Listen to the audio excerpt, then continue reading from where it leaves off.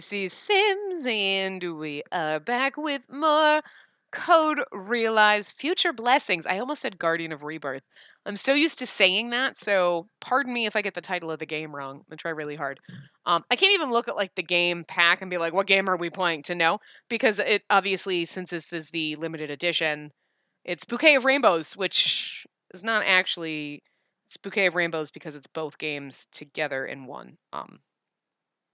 But yeah, anyway. So, last time, we found out that the third Code Realize is going to be localized next year. Yay! I just wanted to remind you of that because I'm so very excited about this. We have 5 billion other Otome games to play before that, so it's not like we're going to be bored waiting for it. And it'll be so great when it's released, guys. So great. But anyway, back to where we were. Where we told Victor, we lunged on him in front of the queen and was like, "Don't join idea." And he was like, "I don't care, I'll kill people." I'm kidding. Nah, I don't want to do that. Yeah. And then we had this nice little lovely conversation while I was mounted on top of him on the floor in front of the queen. Because she's our home slice and apparently shouldn't care. I don't know. And I'm just really confused as to what she's saying here. But anyway, "I want to be with you alive. And I want for the nonce." What's nonce? "How much longer will you be lost in your own little world? It's a dreadfully boring being the invisible third wheel." That's right.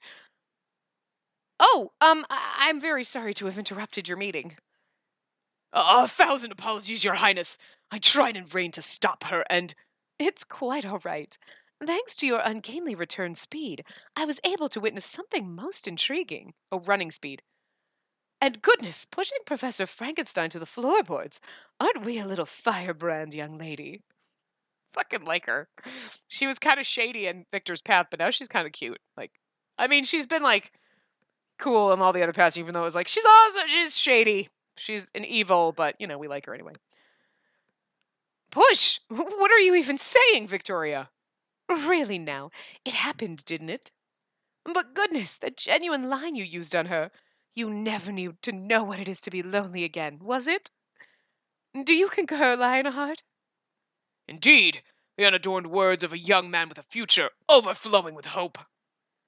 Permit your humble servant to offer undying support vis-a-vis your continued prosperity." Victor's like, I'm so embarrassed right now. I have a feeling the vast majority of what we said flew over Lionheart's head. Victoria feigned a laugh for his benefit, then regarded us through narrowed eyes. "Incidentally, some of what was discussed during your tete-a-tete was so alarming that I cannot dismiss it as simple jabbery." What is with the $13 words in this game? They're like, really like, let's just have some fun. "Do elucidate." Elucidate? What is that even? I mean, I know what she's saying, but at the same time, who says that? Who you... Guys, okay. "On the troubling bits, won't you? At once, if you please." What should I do? I burst in so full of emotions that we simply talked. A chamber in the a presence in the queen was perhaps a poor choice. I had inadvertently revealed the existence of idea, an organization that self-polices history itself. Not to mention the fact that Victor is being urged to make a terrible decision. He and I remain silent, which only seems to pique the queen's interest further. Now, it goes without saying, I shan't ask you to explain everything. My opinion is that you are a man of utmost importance to ongoing modernization efforts in the United Kingdom, Professor. And you, young lady, your horologium is but the first of many possibilities you inevitably hold for scientific study. As Queen of the British Empire, I am prepared to spare no expense in offering you help, should you require it." Do you realize what Victoria just offered us? I don't think silence is an option. "Are you sure, Victor?" I look up at him in surprise, and he gives me a firm nod. Victor then begins to speak patiently, explaining matters in detail. He lays the initial groundwork for the Queen with a summary of the last few days. Obviously, he does make several deliberate omissions throughout his recounting, such as, once Victoria has heard the expurgated story in its entirety. Poor game. Okay, first, in the last game at the end, you let Tim the goddamn intern touch all the goddamn typing, and he was terrible at it. And now, like, Who's the brainiac that's like, I'm gonna, you know what? Let's put thesaurus over here and the $13 words. Jesus. Her expression hardens and she begins to ruminate on it. I mean, ruminate's not as bad still. So this organization does nothing less than alter the flow of history. This idea. The moniker does appear from time to time in the Royal Library, but always they're written about in semi-mythical terms. In its most extreme form, your story boils down to this organization means to kill us, yes? Well, in its most extreme form, perhaps so. Depending on whether or not I join the organization, the changes in her fate are just as dramatic. They're after me because they claim my poison, and the energy the horologium generates is a threat to the world. Victoria gave us both a long, hard look. It reminds me of being examined by a doctor. There are aspects of this which I remain unconvinced about, but I trust you. And now, is there anything I can do? I doubt it. This problem is ours alone. I'm grateful of you to offer, and your support is reassuring, but if we don't face this by ourselves, it will cease to have meaning. I hope you can understand that.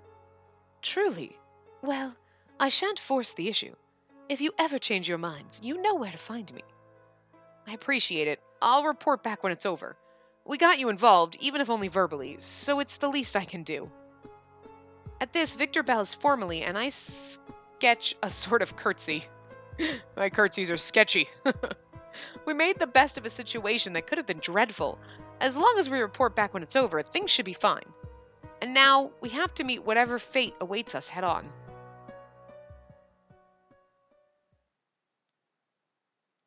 By Victoria's special decree, Victor makes it back to the mansion from the Royal Society earlier than usual.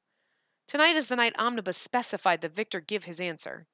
It's down to our last hours, and still we haven't concocted the perfect response. But when I asked Victor if he had one, he simply smiled and said, "Don't worry, just trust me. I have an idea. It's a bit of a gamble, though. They asked you and they gave you a choice. And why is it? So it's not like you join us or we'll kill you both. It's really like, well, you can live the rest of your life as a human or you can join us. Pick one. You're like, no thanks.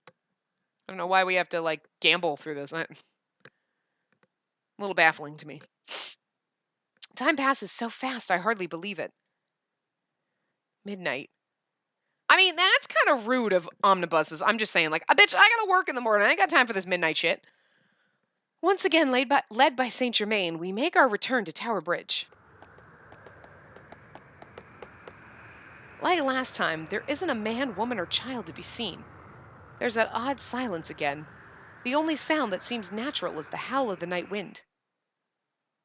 Are you both quite prepared? I am. I wouldn't call my preparedness preparations in the strictest sense, but I know what my answer will be. Miss Spacey, you also seem to be free of doubt at last. Yes, I've had quite enough of worrying. We went over the plan again and again until both of us knew it was ready. What Victor is going to attempt to pull off is a gamble, but if it works, Victor and I turn to look at each other simultaneously and share a secret laugh. More importantly, are you going to be all right? Isn't your help going to show an awful lot of bias? Everything is fine. If anything had been amiss, I'm afraid I would have long since been eliminated myself. I can't tell if that's supposed to be a joke or not, but it's not funny at all. Oh, that was Victor. Okay. In any case, I'm very thankful. You really did try to think of everything. Not at all.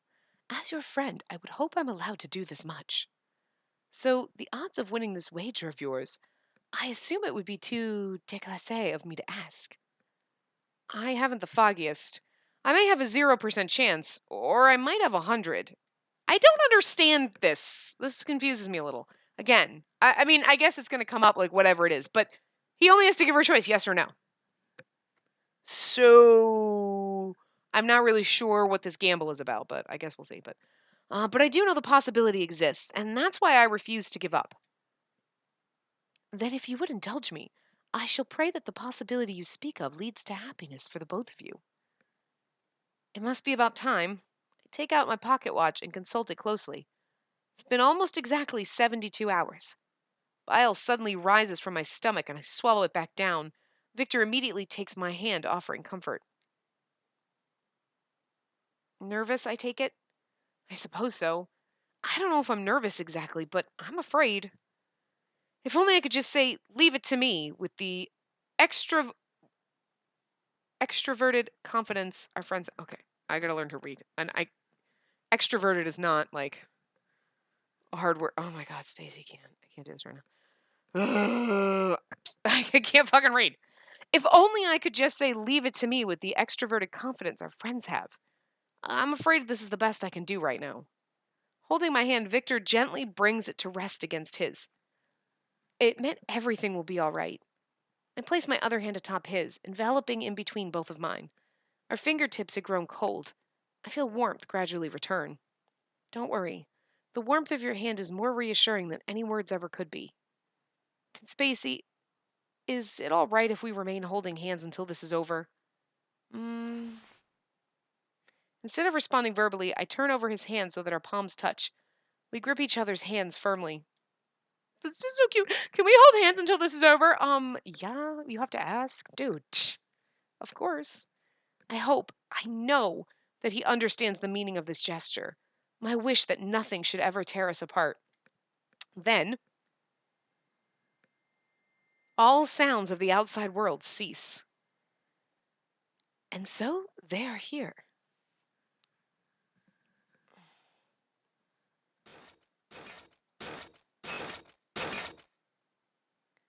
What can be heard is the echoing metallic clank of steel and the faint creaking of wheels. It sounds much like what I imagine the footsteps of fate itself might, which I suppose is not too far. Oh, it sounds much like what I imagine the footsteps of fate itself might, which I suppose is not too far off the mark.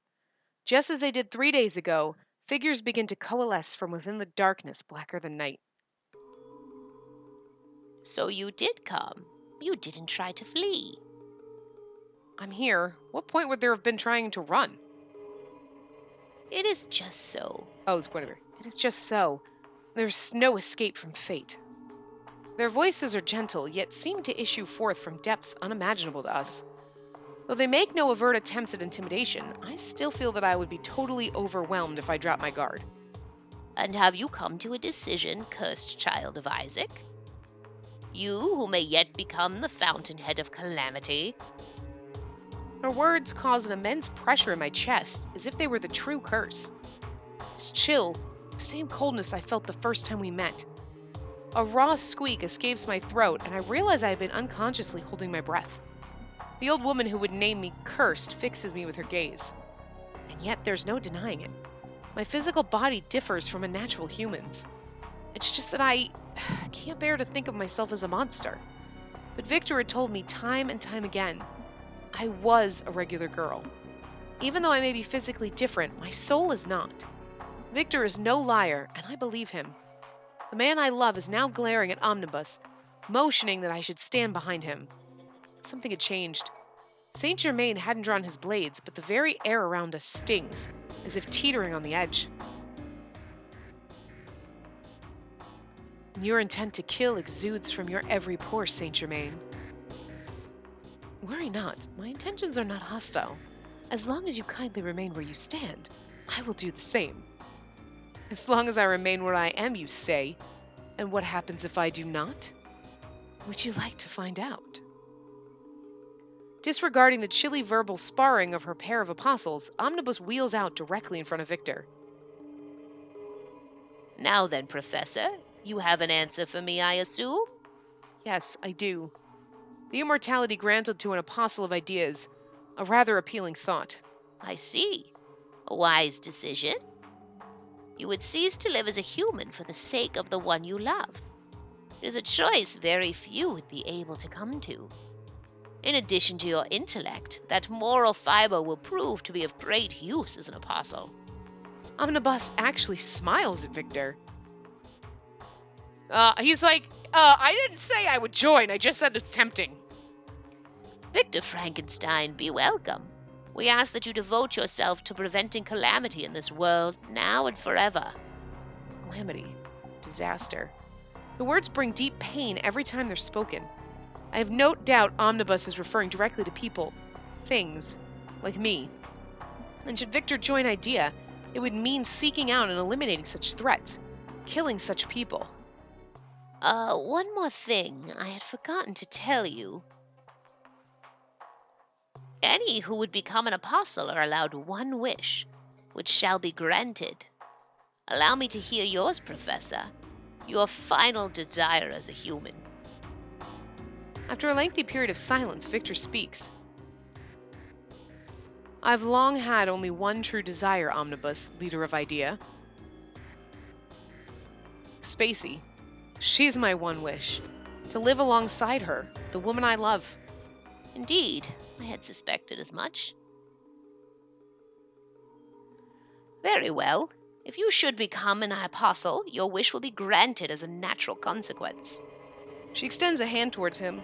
Victor only looks at it, unmoving. Such a small hand, deeply lined with untold age. A hand that appears utterly powerless, yet also determines the fate of our world.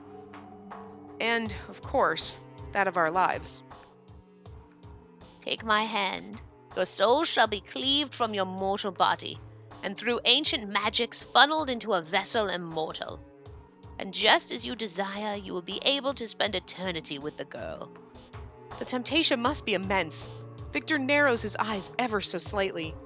Without turning back, he tells me, Spacey, you've entrusted me with your life. Yes, I have. Do what you must, Victor. His eyes remain fixed on Omnibus's, never wavering. After a short pause, he speaks. I already knew what his answer would be. Of course I did. He had promised we would find our happiness together, hand in hand. Omnibus, I did indeed tell you I wanted to live alongside her. But what I meant was the opposite of what you assume. Whatever do you mean? I will not be joining you. However, I will live my life with her. What that would mean? You cannot be so foolish as to misunderstand. Would you unleash death upon the world after your own? No, I have no intention of letting that happen. Victor staunchly shakes his head no as Omnibus gives him a probing, questioning look. The gem in her chest may begin to produce toxins again, and might even bring about disaster. I fully understand this. That her body lives on because of the gem, and is therefore different from a human's. That her lifespan can't be measured. That she can only live happily like this until my life comes to an end. I've always understood, somewhere in the back of my head. Victor's back is trembling. I realize he's taking all that he has to. I realize it's taking all that he has to face this reality. God, I can't read today. One that he willfully rejected. But be that as it may, I will not join IDEA. I release a sigh of relief. To hear him state it with such total determination. This is difficult to put together. May I inquire as to your reasoning? She made it very clear that she does not want me to take the lives of others. You say it as though you believe taking lives is something completely evil, but for the sake of the world, to protect the weak, there are just some lives that can't be ended justly. Oh, that can be ended justly. I understand that. I realize one small sacrifice can sometimes save that number many times over. I'm not so childish as to deny that, nor am I talking pure idealism. Omnibus's eyes widen at this. Perhaps it was an answer she did not expect. It's not a matter of evil or justice. I simply can't allow it. For me to cease being human, gaining an eternity with her, or to erase her entire existence, perhaps it would be what is right for the world. I can tell Victor is forcing the words out, and all I can do is press tightly against my chest, feeling the gem there. But it just won't work. Either of those choices would be taking paths of least resistance. And that is not right for us. Omnibus says nothing. She doesn't even move a finger. She simply sits, a mute representation of the immobility of fate. Omnibus, your proposal was definitely flirtation with forbidden fruit. I wanted it. But the future we wished for will be granted to us in a very different form. And how will you bring that about? I told you quite clearly, if there's any chance she might bring about disaster, we will show no mercy. I will remain human. I will never allow her to return to her former state, and I will protect her from you at any cost. The selfish words of a child. Make another move, and I will kill you, Guinevere. Omnibus, you who command idea allow me to make my proposition. And so, Victor's gamble. The first, last, and only proposal that connects us to the future we wished for.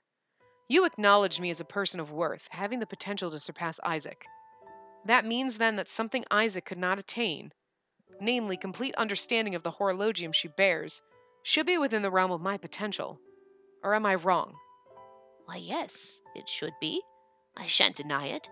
However, we speak of a possibility on an endless time scale. The facts are these. At the current stage, I can suppress the horologium's production of toxins to completely harmless levels. I first encountered the horologium approximately 1 year ago, to the day.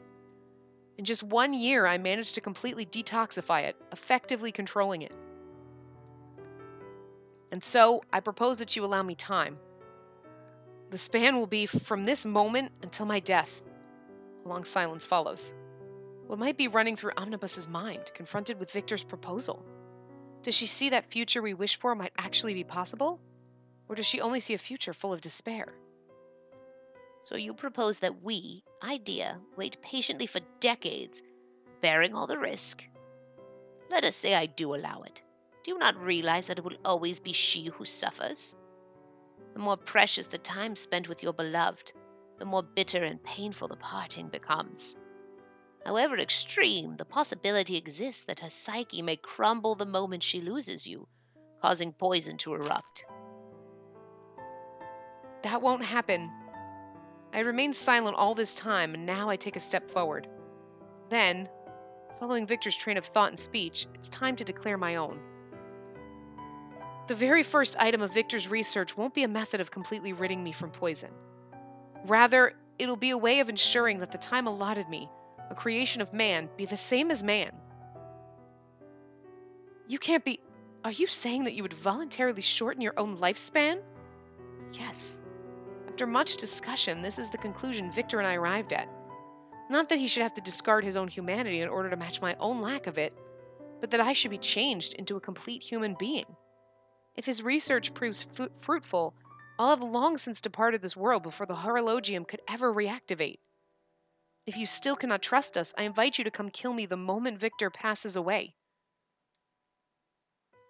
Your proposal is riddled with uncertainties. I could not be more aware. All that I can present is my ability, and the fact that I've been able to suppress the horologium. That's why I'm making this proposal. I want time. Time to test my own potential. I will discover a way to allow her true humanity, lifespan included. Never again will she be a monster, nor know solitude. We shall find our happiness, the two of us together, and meet our ends with no regrets. What powerful words! I don't know, it's going to say beautiful, but okay.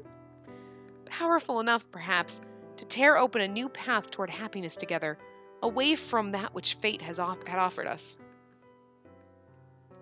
Professor, it pains me to say, I foresee the future, and when that future arrives, there has never been a time it greatly deviated from my vision.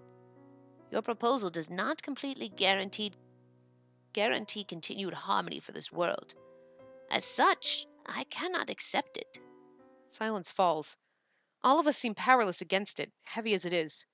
Heavier than even the dark that surrounds us. It's eventually broken by a sound fainter even than the night breeze. Omnibus's sigh. A true shame, Professor. Idea will view the girl as a font of calamity and target her for elimination. So, negotiations have broken down. Step aside, Saint Germain. Have you forgotten where you stand? Needless to say, I am an apostle of idea. Yet at the same time, I am also their friend. Saint Germain and the Professor, what an unspeakable thing to lose you both. It's still not too late. Couldn't you please think it over? If your world demands I lose her, I'm afraid I must decline. Then, cursed child of Isaac, what say you? If you should end your life now, all those whose lives you may end in the future shall be spared. This is a fact. What do you make of it? I shiver. If such a thing as fate may take tangible form, it would undoubtedly be this woman sitting here before me. I'd be like, I'm sorry, but I believe that's not the future you saw. So if I did that, that would totally go against and you'd be wrong. So what are you saying? There's a possibility that you don't know the future? Because you should already know the answer to that one. Why would you even ask that? You know the answer, supposedly, right? Right? Whatever. Miss always knows everything. Victor's hand, he had never let go, grips mine firmly. I grip back. Everything will be all right. It was by this hand, by this warmth, that my life was saved, that I came to know love. I won't give up. No, I won't give in. I haven't reached the end. I want to live. Right here with Victor. I want to live. Of course. I'm so sorry. No sooner had she spoken these words. Oh. So, wait a minute. Okay, wait. I'm harmless right now, and you're still like, oh, well, there's a possibility that maybe something bad could happen, so we're just gonna get stabby. That's douchey. You're killing innocent people just because of the off chance. You don't have proof. You're saying there's a possibility, not it will come back. There's a possibility. You keep saying possibility. You can't kill me and say you know the future because of a possibility. You don't know the future then. You're just guessing. Crazy bitch. I still like her though. That hooded figures appear from the darkness one by one, surrounding us. Instantly, they drop into fighting stance. Saint Germain's eyes narrow. I mean, again, I think it's really funny when they say that because like his eyes are always closed. I don't know how he can get any more narrow. 1, 2, 8 in all. I cannot recall an incident that required so many apostles together in several hundred years. That is how seriously we take the threat you present. Surrender, Saint Germain. Even you can't possibly think you might do battle with this many apostles and win. No, perhaps not, but though I may not win, neither will I fight with the intent to lose. I'm sorry, Saint Germain. It's far too late for such talk. That said, these really aren't the best odds. I'll cover you. I may not be able to use poison anymore, but I remember how to fight. With that, we begin to move. The numerical odds may be bad enough, but our opponents are also apparently immortal. Struggle as we may, there is probably no chance of victory here. Even so, I won't give up. Ever. Well said. Oh. I'm sorry. Well said. That's Van Helsing, isn't it? He's the only one with a gun. Quah! A gunshot. Where? The report of guns pierces the night, echoing across the bridge. I'm sure I've heard them before. Another of the apostles is knocked off his feet right in front of me. Standing there. What do they say about heroes? We arrive right in the nick of time. They're immortal. I suppose I should have brought live rounds. No matter. Mortal, immortal, my royal fist smites all. All our friends. How? Why are all of you here? Aren't you happy? I mean, aren't we like grinning? Why? Shouldn't we be asking that? I love this. All of our friends are back. Yay! I mean, you knew at some point they'd come back, but I'm just really excited. Like, oh, the gang's back together. Makes me feel so good. We weren't away that long, and just look at the massive amount of trouble you get yourselves into. Lupin, all of you. You certainly managed to keep us waiting until the very last moment. Incredible. Count, did you? Indeed. I contacted them beforehand and was able to bring them into this space. Should things turn out for the worse, I bade them that they come to their friend's aid. They came at once, of course, and I'm very glad they did. We were to lie in wait unless things got rough, then disband. Well, things got rough, didn't they? Our friends shield us, placing Victor and I in the center as they move in to confront the apostles of idea. Well, I was hoping for a tender moment of reunion, but it's just not that kind of night, is it? These are tremendously poor odds. You really should have said something, Victor. This is what brings us all together again? I suppose it's quite like us. Like us. I couldn't agree more, and I'm so glad they brought Deli back. He's like our little brother. No matter how untenable the situation, our friends are right there behind us. Somehow, they even managed to lighten the mood. It really does feel like we can overcome anything together. You know, or all die together, but it's cool, because we'll all be together. Code Realize Heaven. I wonder how that can be. Our opponents are immortal, but we may have never faced tougher odds. And yet their presence here makes me believe we can get through this. I know, I'm like so fucking happy. I'm so excited for this. What is the meaning of this, Saint Germain? My intention is not to betray idea. As ever, I believe that salvation lies in leading the world towards its proper path. Then you should... Permit me to add one thing. I also believe that my bringing these good people here is part of the proper path. They cannot be part of your calamity. They have no connection to the ruination of our world or its people. That is what I choose to believe, Omnibus. You wish to walk a path that differs from my foretelling. You and your friends are all the same opinion, I take it. Lupin! Haha! So sorry to disappoint. I am but a petty thief. Talk of setting history on its proper path just doesn't smack of realism. Rather than something so far from my reach, I find the jewel that lies before my very eyes much more persuasive. You know I'm in love with Victor in this path, right? You just can't stop being cute. I just want to boop you on the nose. Laughing raucously, Lupin clasps Victor and I by the shoulders. Wait! Boop! Yeah, I booped his nose. I did it. So, what he's getting at is, it makes a lot more sense to trust in friends instead of shifty folk who pop out of nowhere. These two have worked so hard to find happiness together. We know that better than you, I think. And listen well, idea. I don't fancy the way you seem to think justice must equal death. Whatever lies atop your mountain of corpses, even if it's proper, it's worthless to me. Van Helsing, I love you so fucking much. Exactly. All of us, every last one of us, we shall believe in Victor until the very end.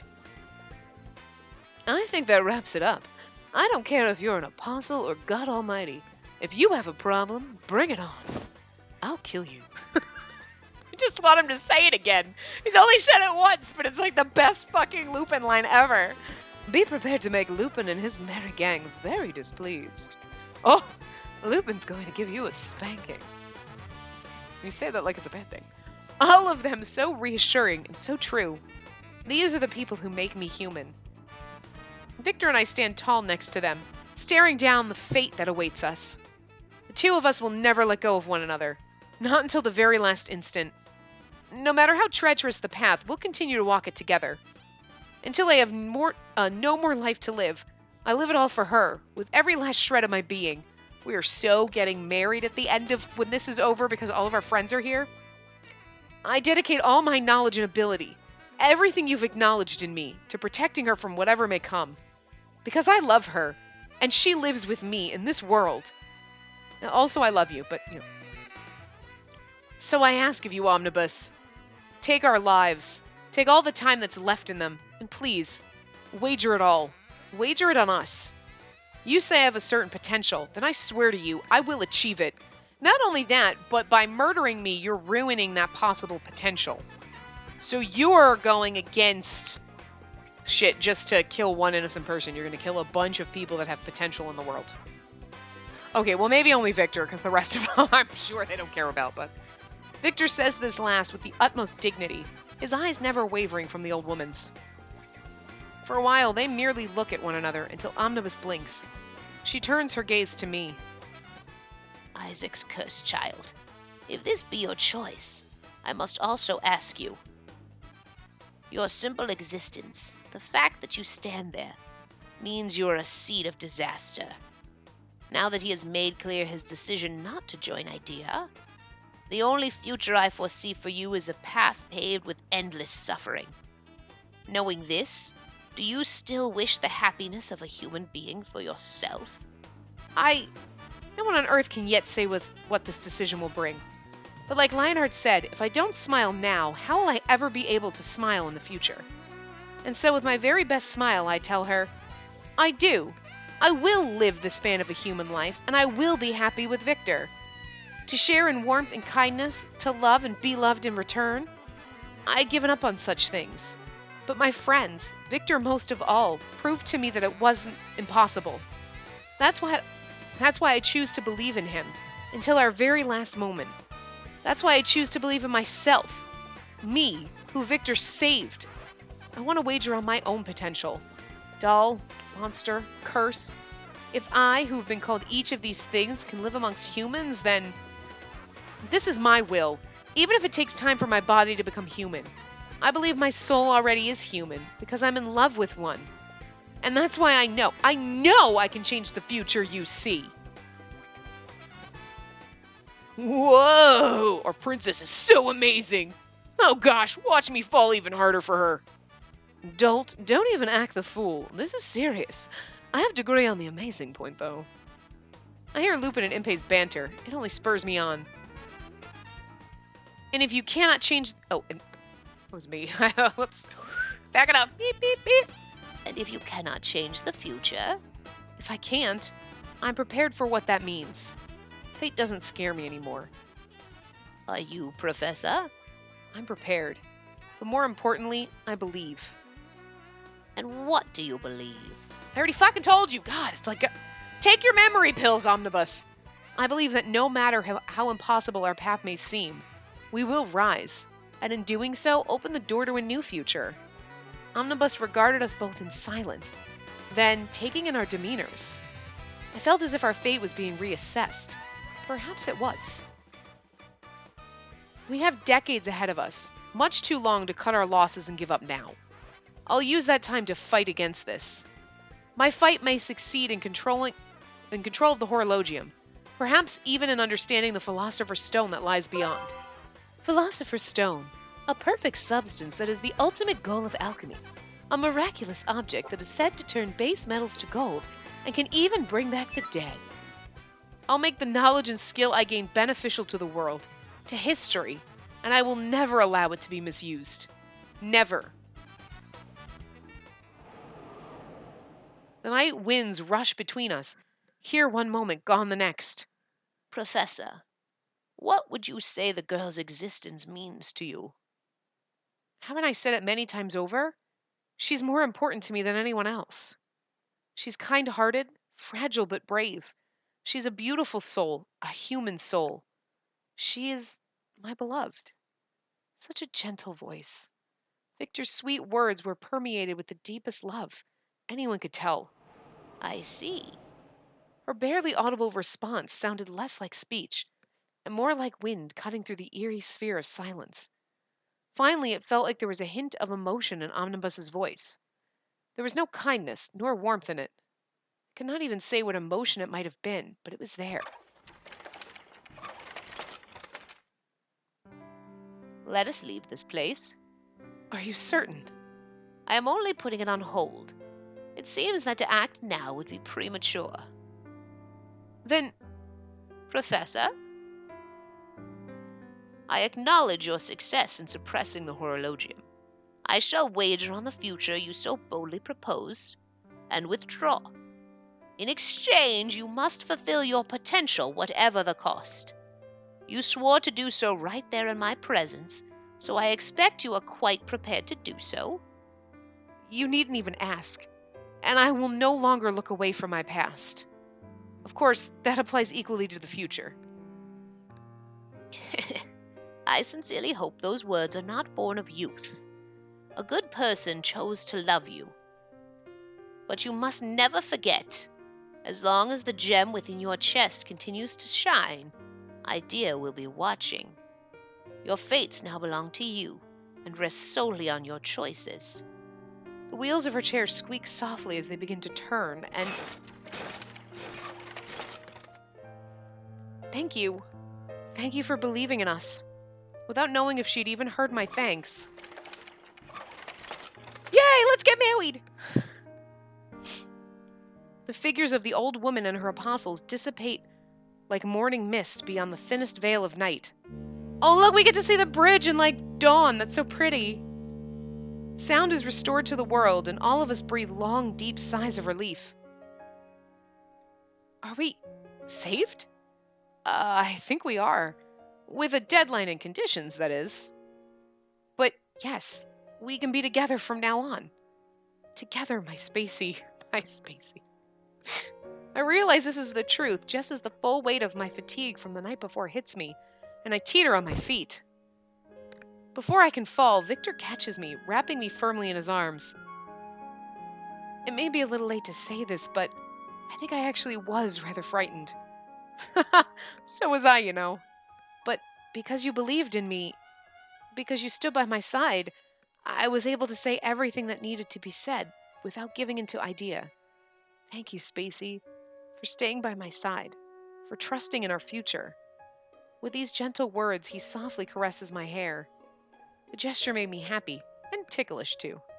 In fact, I was stunned at how happy such a small thing made me. I'm sure the smile on my face was so broad I would have been astounded had I a mirror to look in. And to all of you, just as Victor turned around to address our friends. Spacey! Victor! They all seemed to pounce on us at once, but of course, it wouldn't have done to be nice and civil at a time like this. We were surrounded by a whirlwind of hands, everyone slapping us on the back and throwing their arms over our shoulders. Oh my god, give me a CG of everyone hugging us. Oh damn it, I really wanted a group CG! I need a group hug CG, god damn it! I need Lupin. I'm sorry, I really need like a Lupin and fucking Van Helsing bro hug still. I still need that in my life. I'm so glad. I'm so glad. You really did have us worried for once. Prepared to take down your foes wielding nothing but courage. I like that. Ouch! Ow! What? Hey, who's hitting me for real? Just consider it paying your dues for causing us concern. Saint Germain is literally beating Victor. I mean, like one punch from Victor be dead. Their hands are warm, their smiles kindly and bright, so full of life. Surrounded by such genuine regard, I can tell I'm beaming. It was thanks, you let Tim again. Tim, goddammit. It was thanks to all of you that things worked out as well as they did. If you hadn't come to help us, I think results would have been very different. I completely agree. Here in this moment, we all seize the future together. Group wedding! Giggling, I tell Victor, none of it would have been possible without you, Victor. It was all thanks to you I was able to believe that I'm human. Well, it's the truth. You're not cursed. You're no doll, no monster. You're just a kind-hearted, normal girl. If there's anything ever so slightly different about you, it's that you have a beautiful gem on your chest. That's all. That's all. He traces the outline of the horologium, this awful thing that brought death to so many, without hesitation, and smiles. I'll show you just what it means to enjoy human happiness. So let's spend our lives together. The two of us. I'm sure things will take time, but I promise you, I'll fulfill our potential. Please believe in me. It's not like you have to ask. I've always believed in you. Thank you, my beloved. So romantic. It's as if it were preordained. He gives me no time to prepare, no time to steady myself, but simply brings his lips to mine. But everyone is here, I want to say. Victor's kiss prevents any such words of protest, not because I cannot speak, but because my heart begins to melt. I've never been so happy. There would be no more holding back, no more reservations. The kiss said it all. Aww. Whoa. Now that's a sight, eh? What is this, Van Helsing? Why do you cover my eyes? I cannot see, I tell you. You're still a tad too young for this. Ah, I'm on fire with jealousy! Impey, do you know that to gallantly yield is a virtue, yes? Or you do know?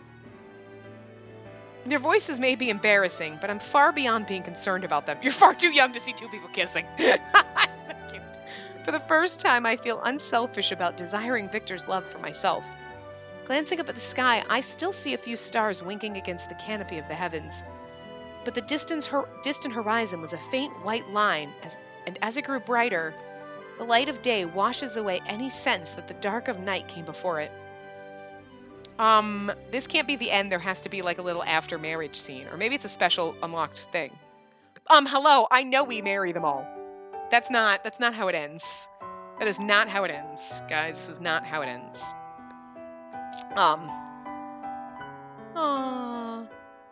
I know it's not.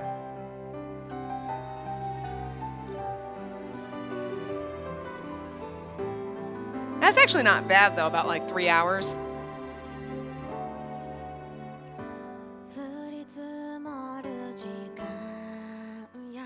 I mean, are we supposed to just, like, imply that they get married? Because I don't want that. I want to actually, like, see it happen. I don't want the imply. You know what I mean?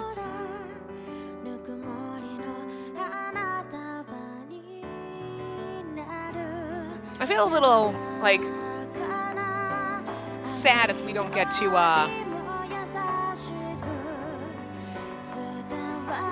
if we don't actually get to see it, if we have to just, like, pretend that's how what happens.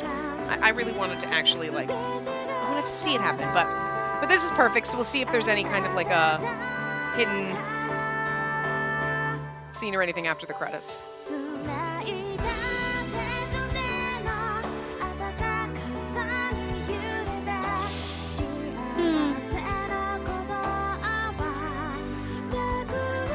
I like how they put that one in. That one's from the last fucking game.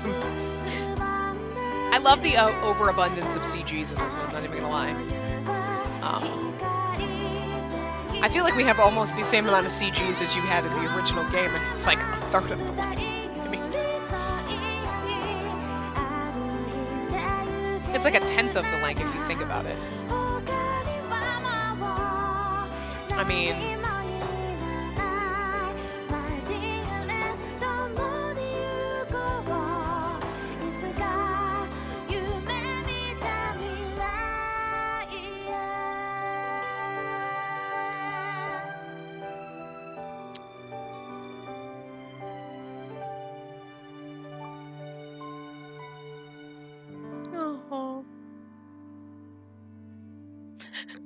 it's so beautiful.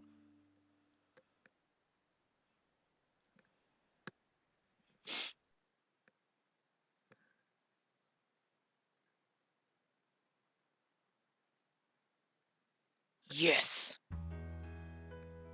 That should be it. Cleaning's done. I survey the now immaculate drawing room and release a sigh of satisfaction. It's been 1 week today since our confrontation with Idea. Time had flown by so pleasantly in the ensuing days, it almost seems like the incident had happened to someone else. Lupin and Impey must be in France by now. Van Helsing is probably with Deli at the vampire homestead. They were all here in the mansion. Surely it would have been all right for them to relax just a bit longer? Perhaps it was because each of them had dropped their own pursuits and come rushing to our aid. But no sooner had the long-awaited reunion taken place that our friends set out on their own paths once more. We'll plan ahead for a proper visit next time, they said, laughing. The mansion seemed quieter than ever before. Something about it feels so lonely, but looking at Spacey snoring away in the corner, the feeling begins to subside. He looks so comfortable.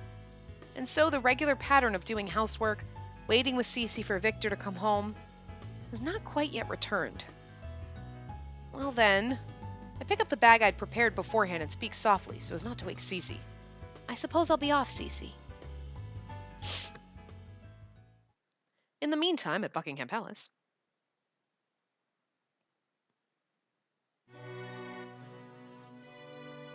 Fascinating. So that's Idea. Victor had been asked to give his report to the Queen and was doing so in detail. You've been the target of a nation, and now a world-spanning organization as well. What a dramatic life you lead, Professor. I suppose I can't deny that. In any case, I am relieved the two of you are safe. To lose you would be a devastating blow to the United Kingdom as a whole. Things are merely on hold, you know. But I do have the rest of my life to make her fully human. You might say I'm back to square one, but I'll give it my all, just as I always have. Hardly square one, I'd say, especially with regards to your relationship. And no effort will be spared in offering you support. I suspect even the byproducts of your research will benefit our nation. My expectations are high, with regards to the girl's well-being, too. Of course, I'll do my best. One more thing. I've been thinking about stepping up our junior trainee program. Oh, well, that was... Sorry. One more thing. I've been thinking about stepping up our junior trainee program. With all the research I'm about to undertake, I'll need more hands around here than just my own. They wouldn't need to be at my level of expertise. I just need an assistant to help with lab work. Trainees, eh? And an assistant? Well, I've just the thing. As the first step in your junior trainee program, I shall enlarge your laboratory and place an assistant under you. Well, that certainly lays the groundwork. You'll be bringing someone non-society in? I'd appreciate someone with experience. Their skills are still in development, you might say, but the person I have in mind is a quick thinker and has guts. Really? Oh, wait. I'm confused as to who's talking. See, they got this. The first step...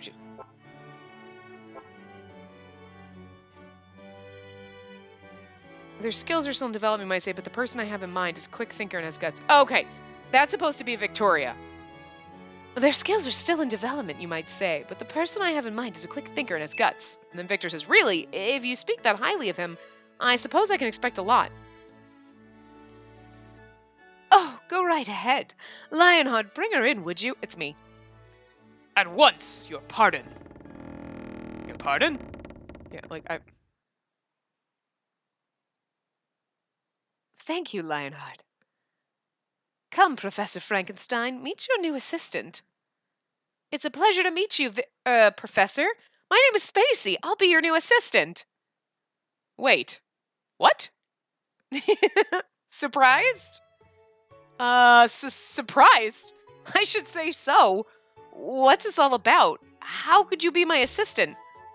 You're right. I'm just not good enough, am I? My knowledge of alchemy is lacking. That's not what I mean. Not at all. I'd be more than happy. It's just that I'm rather taken by surprise. Victor looks at Victoria in bewilderment. Her carefully studied grin all but asks, who, me? Really now? I'm not to blame here. She's the one who first suggested it. What? Since when did you? I wanted to be of use, and as close to you as possible. The horologium is at the center of your research, so it stands to reason I should be nearby. But most importantly, we decided to seek out our future together, so I want to hold up my end of the deal as best I can. And there it is, Professor Frankenstein. You have no issues with this, I presume? Issues? No, it's more things I want to say. But the very first thing I should be saying is, thank you, I think. You no need to thank me. Are you not citizens of the United Kingdom? As Queen, it's my duty to guide all the Crown's subjects to happiness. Think of it as recompense for services rendered. Thank you, Victoria. But, if that's how it works, you have to find happiness as well. I do. Queens are royalty, but even members of royalty are British citizens. Do I have that right? Ha ha ha ha! Even your majesty must admit she has you there. Oh my god, just fucking get together, you two. Yes, she's right. Speaking with these young folks has made me realize so many things. Then, once the tasks at hand have settled, perhaps I will look for my own happiness. What do you think, Lion? Your Majesty, I, your humble servant, Lionheart, shall assist in any way I am able. Oh, yeah. The look on his face is like, yeah, you want her. Oh, forget it. Why does my queen lift her royal palm to her face? Has your Majesty perhaps taken ill? Taking the commotion as our cue, we leave the palace, making our way outside. She's like, oh my god, Lionheart. I was surprised, all right. I never dreamt we might work together, let alone with you as my assistant. Neither did I. I know my knowledge is lacking, but I'm going to study quite seriously. Not just about the horologium either. If there's anything I can do to help, anything at all, I want to be able to. Is that so? What shall I begin with, I wonder? You are a quick study. This should be a lot of fun. I have a feeling you'll make a fine assistant, and that isn't nepotism speaking. I'll do my very best. I want to be of use sooner rather than later. Having left the audience chamber far behind us, Victor mentioned there was somewhere he wanted to go. We're apparently on our way, but try as I might, I could not get Victor to tell me where we were headed. This place you want to go, Victor, is it much further? It's not that far. We should be there in 10 minutes or so. I nod and reply, still a bit confused, and find myself thinking about who I had to leave behind at the mansion. Oh, I left Spacey. Do you think he's lonely, cooped up all by himself? I'm sure he's all right. Spacey's a smart one. He's probably taking good care of the place. He's probably sleeping. Victor replied with a grin. He's right, I think, and squeezed his hand. A small thing, but one that brings so much joy. The afternoon is pleasantly sunny. A cool breeze dances across my skin. Such a lovely day, I think, as the lilt of birdsong draws my gaze up into the sky. Truly perfect weather. Calamity, she had said. Disaster. Looking up at that azure expanse, neither word seems to hold much meaning. I want to enjoy many, many more sunny days like this, laughing together, and I can do but one thing to further that wish. I must live on with all my heart. But you must never forget. As long as the gem with But you must never forget. As long as the gem within your chest continues to shine, Idea will be watching. Your fates now belong to you and rest solely on your choices. Yeah, but I didn't have any choices, so technically. I brought up. Oh, by the way, we're getting married right now. Sweet! I was really hoping we would get married. I just didn't think he was going to do it right now. At last, Victor and I reach our destination. I thought, well, maybe he's going to, propose, and then maybe we'll unlock a bonus scene at the end, you know what I mean? Like, aside from the end credit thing. Is this a church? It is. There's something I want to tell you here today. Something he wants to tell me. It sounds so serious. Victor's smiles takes on a milder cast. Perhaps it was my quizzical look. This is a place for taking vows of love, you see. And today, I want to swear an oath of love to you. A place for taking vows. Right. Vows to live our lives as a couple. Vows to find happiness together.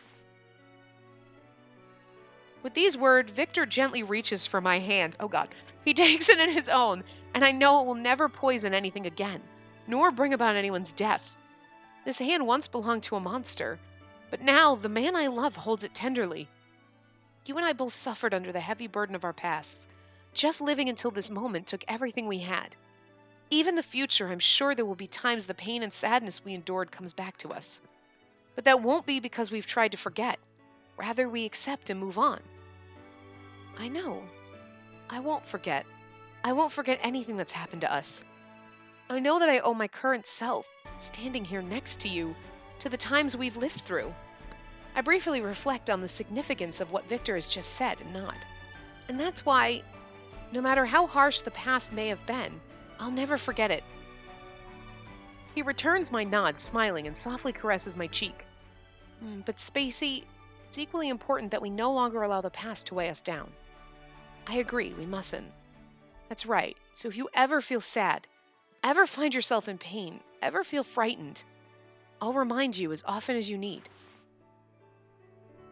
Victor removes his own gloves and touches me with an immense tenderness. This gesture, repeated over and over, no matter how many times he does this, bringing my palm to rest on his cheek, I feel enveloped in grace and kindness. Anytime you feel worried or uncertain, I'll remind you, like this. You'll be all right, Spacey. In this moment and forevermore, you're just a regular girl. You're allowed to be happy. I feel a brisk wind against my face, then, and barely notice a single tear being carried away, spiraling up into the sky before it has a chance to fall. I concentrate on the warmth of his hand. Lightly, I turn my face from side to side, feeling Victor's fingers play against my cheek, my warmth merging with his. I want to be happy. I want to be happy with you. Not as a monster, but as a normal girl. I want to live out the same span of time as you and treasure every moment of it. Yes, and so I swear to you, we'll... Curiously, Victor's words break off. Wait, that's not it. Not quite right. Victor, I was just thinking there are probably more appropriate words right now, since, this is a church. Askins, and curiosity as Victor clears his throat and turns to face me. No. We don't have pretty wedding clothes, goddammit. No pretty wedding clothes. You can't do it this way. No. I'm done. We're stopping. We're not. We're going to continue, but goddammit. I, Victor Frankenstein, do take thee Spacey as my wife, to have and to hold, for better or for worse. In sickness and in health, to love and to cherish, from this day forward until death do us part. Together for eternity, we shall dwell in happiness. This do I vow. It was the traditional wedding oath reserved for couples vowing eternal love. Words that I only read in books before, meant for those who would spend the remainder of their lives together. Also, I don't think it counts if you don't have anyone officiating. You don't just go to a church ground, say your vows, and you're married. That's not how it works. And you, Spacey? I too. My voice trembles with emotion. My cheeks flush the color of joy, I suppose. I too shall dwell in happiness, together for eternity, with you whom I love. This do I vow. Well said. That was our wedding? We don't get any pretty wedding clothes. I wanted to see him all dressed up in his pretty wedding suit. Still fucking cute, though. It's still okay. I don't think it legally counts, but whatevs. There again, ever present, his warmth. A warmth that belongs to us alone. We who had sworn our love for one another. We share in it, revel in it, as our lips come together, heat intermingling. Victor holds me tight. The strength of his grip tells me we'll never be torn apart. It tells me this union cannot be broken. 2 lives lived as one. Yes, this is the man I will spend my life with. Until the next part. We will dwell in happiness, for nobody's sake but our own. From this moment forth, and for all time to come, we'll be together.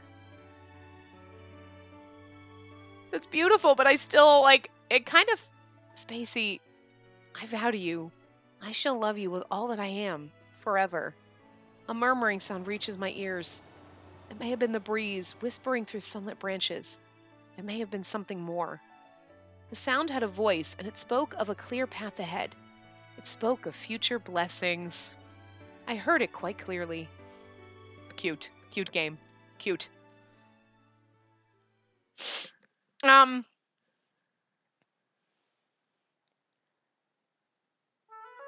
So can we actually go into our... Yes, we can go in here now.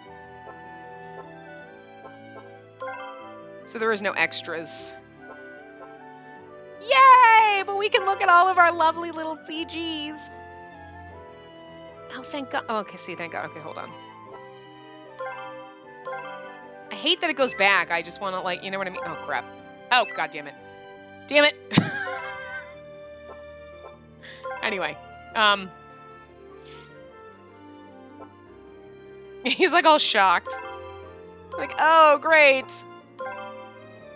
He looks so cute in this one. This is adorable. No, he's mad. Angry Victor is handsome. I mean, Victor's adorable, don't get me wrong. Oh, God damn it, I hit the wrong button. Nope. Okay, hold on. This is the one we're looking at. Oh, and he's all sad with Saint Germain. Oh. I love this still. Oh, and then he's like, oh, he looks at us so sweetly. It's adorable. Oh. There was nothing else on that one. Okay. Oh, there's nothing else on that one? I thought there was a closer. Maybe not. Anyway. So yeah, 3 parts. Wow. I'm just a little sad because like you show in the intro, like they show like so they obviously all got married and everything, but I'm just disappointed that we didn't like actually have like a real wedding where we could have had a cute little freaking wedding CG with like him in a pretty little white suit like they show us. I mean, I feel a little gypped by that, I'm not kidding. Like I'm a little sad about it, man. But anyway, so when we come back tomorrow, we will start Van Helsing's little story because that's the order we did it in. So that's what we're going to do here. So I will see you guys next time. Remember to give the video a big thumbs up and subscribe to see more.